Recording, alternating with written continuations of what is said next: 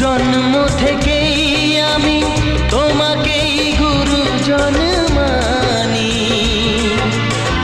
তুমি বাবা তুমি মা, তাই আমি আজীবন জানি। তবে কেন স্নেহের বাঁধন ভেঙে আজ হলো চুর চুর? তোমায় ছেড়ে কোথায় যাব, তোমায় ছেড়ে কোথায় যাব?